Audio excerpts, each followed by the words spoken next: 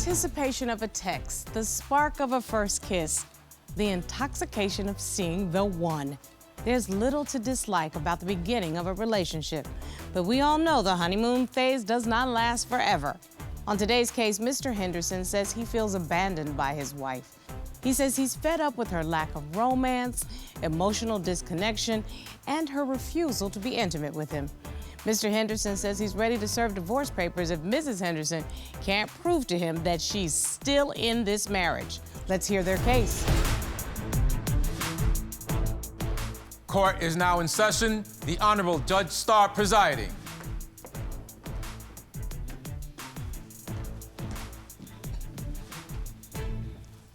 Your Honor, this is the case of Henderson versus Henderson. Thank you very much. Mr. and Mrs. Henderson. Mr. Henderson, you are in court today because you say your wife has abandoned you and your marriage. You suspect she's been having an affair and you want to find out the truth today. Yes, Your Honor. And Mrs. Henderson, you say you want to prove to your husband that you have never cheated on him and his allegations are the things that are driving a wedge in your marriage. Yes, Your Honor. So y'all have been together, as my grandmother used to say, since dirt. Y'all been together forever and ever. 24 years together, married for a dozen years. 4 children together from ages 30 to age 15. So you all know everybody's ups, downs, and sideways. Is that fair to say? Yes, Your Honor. Yes, Your Honor. Okay, so Mr. Henderson, tell me how we got here. How did y'all meet? Well, we met, I met her through a friend. From there, we started dating, then it just took off from there. And 24 years later, you end up in divorce court, so that doesn't make me happy to hear that. Why are we here, Mr. Henderson? Well, we're here because I just feel like, you know, we don't have no intimacy going on. You know, when I want to go somewhere with her, she would either tell me no or later, or I don't feel good. And I try to be romantic with her, and it's like always no. It just doesn't seem right. So it seems like the marriage is dying, is what you're saying? Maybe, or maybe the fire is going down, either or. All right, well, let's find out what this is about. Mrs. Henderson, what's going on and why is the fire being lukewarm around your house nowadays? Your Honor, my husband has a heart condition, and I want him to take that heart condition very seriously. I have a heart condition. You know that. I am the National Volunteer for the American Heart Association. Girl, they gave me open heart surgery. I'm talking the real kind where they crack your chest and disconnect your heart. My heart was stopped for 22 minutes on the operating table 12 years ago. And I'm going to play tennis when I leave here, okay? Okay. So I'm gonna tell you, having heart disease is not a death sentence. Having heart disease is a wake-up call. He can get better, okay? He needs to be a heart disease survivor. You hear what I'm saying? Yes, Your Honor. Talk to me, Mr. Henderson. I don't understand when you say lack of intimacy. What has been going on? I want to have sex. She doesn't. You know, my boat still floats. You know, I don't know why she don't want to get on board, you know, and ride on my boat. I mean, I still have interest in her. I still love her. But it seems like she don't want it. She's supposed to be my Jane. I'm supposed to be a Tarzan. Why she don't want to swing with me? Oh, what now? You know. Girl, I see how you you fell for them old corny lines. I see exactly how you fell for that mess. Okay. So when you say that she doesn't want to be intimate, give me some examples. What's been going on? For example, I came home, she was home. I bought her some flowers, gave her a diamond bracelet. I was setting the mood right. You know, I had my sexy boxers on. What kind of boxers did you have on? Your Honor, they was grandpa boxers. Honor, there was some sexy boxers, okay? Not them big ones with the wide legs. Yes, No. Your Honor. Honor, there was some sexy boxers. I was getting the mood right. I was playing some Teddy Pendergrass, turning out some lights, okay? And, but it seemed like when things turned around, the other side of Teddy was playing. It wasn't turning off the lights. It was like, turn on the lights.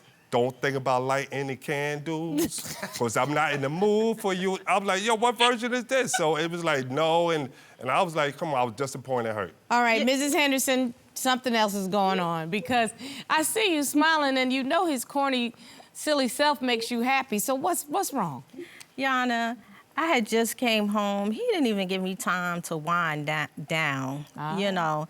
I mean, the kids then, you know, was trying to talk to me, and, you know, I'm like, he just want to set the mood when he want to set the mood. So I think maybe, Mr. Henderson, you thought the boxes and the candles and the jewelry was setting the mood, but you probably weren't speaking her love language at that time. Have you discovered each other's love languages? What makes her happy versus what makes him happy? What makes you happy, Mr. Henderson? What makes me happy is her telling me she loves me. You know, I like to be told like 2 or 3 times a day, not once a week, twice a week. You know, I want to do the same for you. Tell you I love you and be more intimate, kiss on me, hug me, because I want to do that to you as well. Well, Mrs. Henderson, what makes you happy? Your Honor, he has on Teddy Pendergraft. I don't even like Teddy Pendergraft. See? You know. See? I told you it's the love language thing. Yes. You up here speaking Portuguese and she's speaking French. Yes, and he's like, come on, baby, you know, turn off the lights. I said, you better turn them lights on and go lay down somewhere with them grandpa drawers on. They want you grandpa. Not the grandpa draws, Miss Henderson, not the grandpa draws. So, Mr. Henderson, that was one night of a fail. Right. Is that the only night of a fail? Something has to have happened. Well, Your Honor, cause one time we went to the casino, you know, have enjoyed some, you know, adult time together. So after we got finished enjoying our time at the casino, and I'm like, come on, let's go. And she was like, where we going? I said, don't worry, I got somewhere we going. So I went and got the hotel, went upstairs, I told her, the waiter, the server to bring a bottle of champagne and some kisses. So I told her, go get in the shower, get yourself ready. When she came, I had the kisses in the heart and I had and say I love you, roll it out in, you know, kisses with some roses. And she come out, and it was like, what you doing? I'm like, you know, I'm trying to get a mood, trying to, you know, get our boogie on. And she was like, no, I'm tired. And I'm like, are you kidding me? Come on. Oh, because the kids called, they ain't eat. And I said, well, you know, wait, let's get this on first. Then we go home, we can feed the kids, but they can fix their own food. And she's like, no, we gotta go. Miss Henderson, now you know that was sexy and cute. You told me when we first started that you were concerned that she was stepping out. What in the world would make you feel that way? The problem is she's not interested in me. You know, at times I feel like she's seeing somebody else, she be on the phone, and I be like, who you talking to? Your Honor. If you ain't giving it to me, who you giving it to?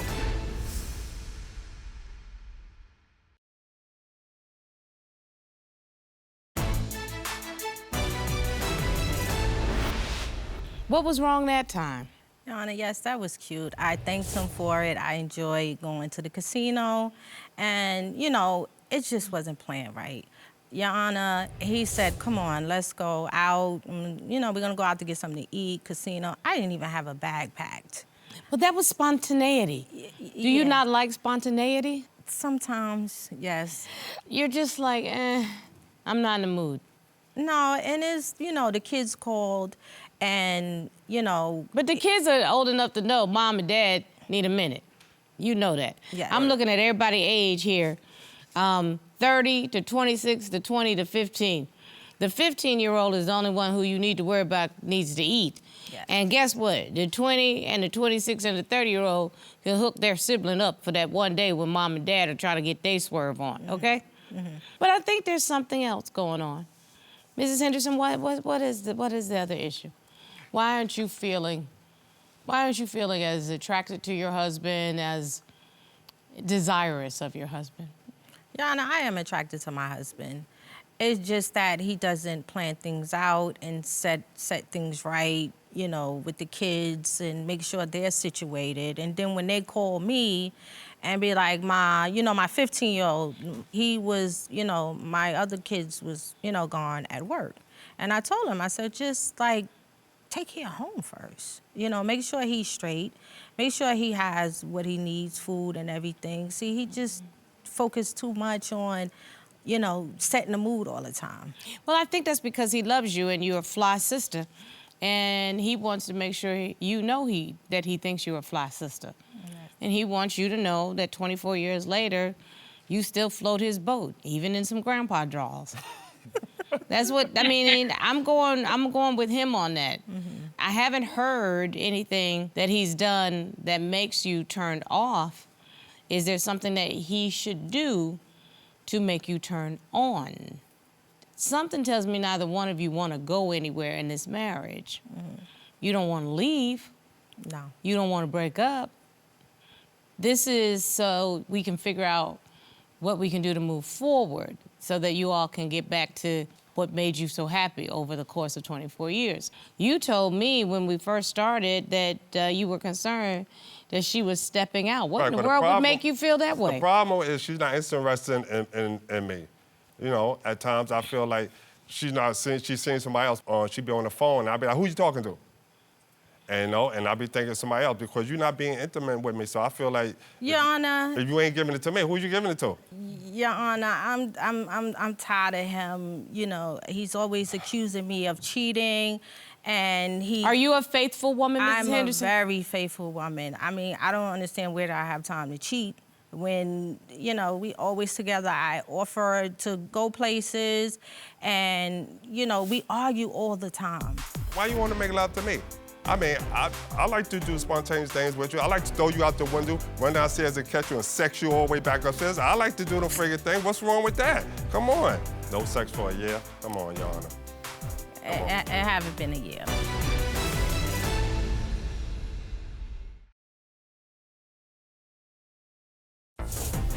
If you'd like your case to be heard on divorce court, call us toll-free at 1-877-311-2222 or log on to our website at divorcecourt.com. Missed a show? Watch full episodes on our streaming platforms and follow us on social media for exclusive content. Is it something you want him to do? Yes, stop smoking. Smoking? Yes. Didn't you tell me he has a heart condition? Yes, Your Honor. Mr. Henderson. Yes, Your Honor. What in the world?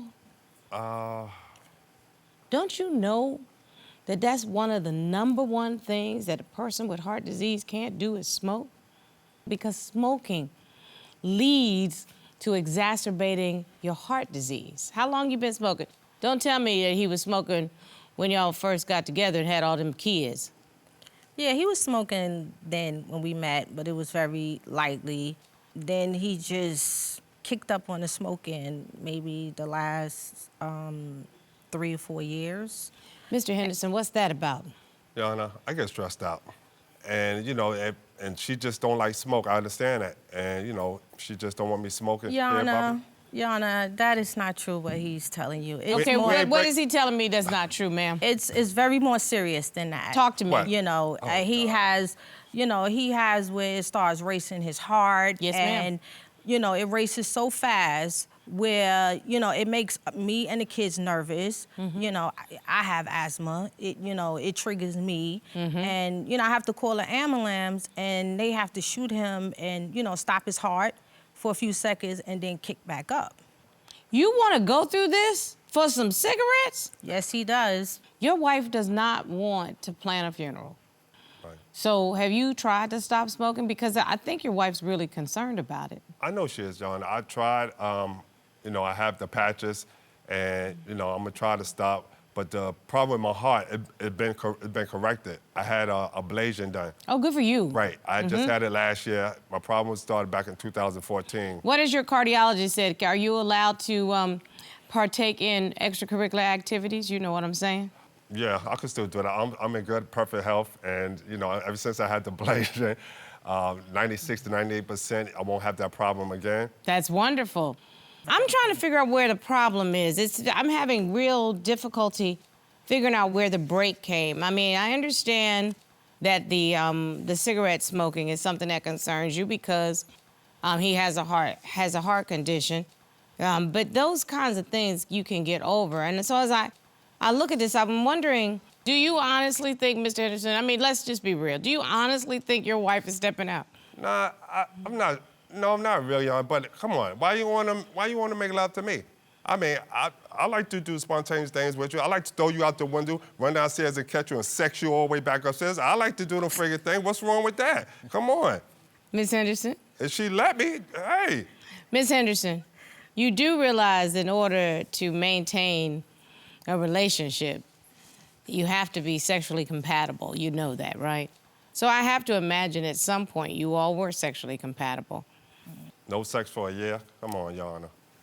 It haven't been a year. Not a year. It's been about that long. No, Your Honor, it hasn't been a year. So you are both from New York. Yes. Yes. So you had to fly here to be in the court, right? Yes. Yes. Which means you had to stay in a hotel. Yes. Yes. Which means you might get to stay in a hotel again. What y'all got to do later on? Ain't got nothing to do. Just like, you know, last night we was there and we went out to eat. We had very, you know, nice. So we're getting ready, set the mood. I'm like, yeah, you know, it's nice. We vibing, no argument and nothing. I said, oh, this is nice, you know. And he's like, oh, I'll be back. Let me go downstairs, you know. And so, you know, I'm getting ready, putting my sexy gear on, ready for him. Your Honor, he comes back upstairs smelling rank of a cigarette. Just turned me completely off. I'll be trying my hardest, believe me.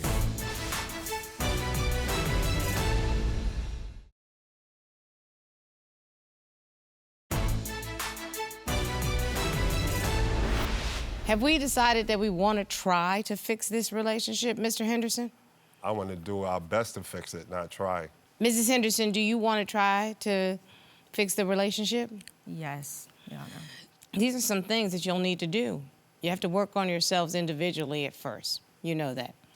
You're going to have to make sure that you put your health as a priority. Not just for your family, but for yourself. Right. Mrs. Henderson, you have to work on yourself individually. You have to find some joy that's outside of your children. They'll be okay. They know how to find food, trust me. She The needs to work on that 15-year-old, love train. he'll be fine. He'll get him something to eat. But you need to figure out what's going on in you that has sort of made you step away. There's something, and it's not just the cigarettes, even though I'm gonna tell you right now, I wouldn't have sex with my husband if he was smoking. That's just me. I don't like cigarettes, and that's not good for you. It's the arguing, Your Honor. And the arguing back and there's forth. no communication. You know what? It's very clear that you all have to learn to fight better. Remember, the first thing I told you you have to do is you have to work on yourself Yes. as individuals first, but the second thing is you have to fight better. You have to fight fairly, be honest, be trustworthy, and you have to express, the third thing is express gratitude for the little things. Yes. Those corny little chocolate kisses, the trip to the casino, her getting all pretty last night at the hotel. Express gratitude for the little things, because those are the things that are going to be the foundation of your relationship. And I mean, this is probably the biggest one. Savor the time together. You know, life is so short, but it's also long, and who wants to be miserable? I don't want to say to you, get a divorce because you're not being happy. I don't want to say separate from your husband. I can't tell you to find him sexy, but there's all this corny little fun stuff that he's talking about, including the grandpa drawers. I find it so cute and wonderful, and that's something that the two of you share, that the rest of us don't share and don't have nothing to do with. That's your man. Yes. You want him? Yes, Your Honor. Then you need to go over there and take his hand. Looking all cute. And you match. Y'all get out of my courtroom. Go be happy. Thank you. Thank And please take care of your health. I will. Thank you, Your Honor. So, Robert, you know, you don't always have to have fireworks here. Sometimes you just can have love that has gotten in a rut and just need to be reminded why they got together in the first Right, place. birds and butterflies flying around. Yes, I know you think that I'm corny, but I need to have some love come around here, and I could tell that they are two peas in a pod. They didn't even really have any complaints about each other. No. I just think they need to find their way back to each other again. He dropped the ball. I know. He went downstairs, she was getting ready. I was like, come on, man. Exactly. Don't complain about not getting nookie if you're going down there smoking, dude. Yeah, man. You got to take them opportunities when they come. Absolutely.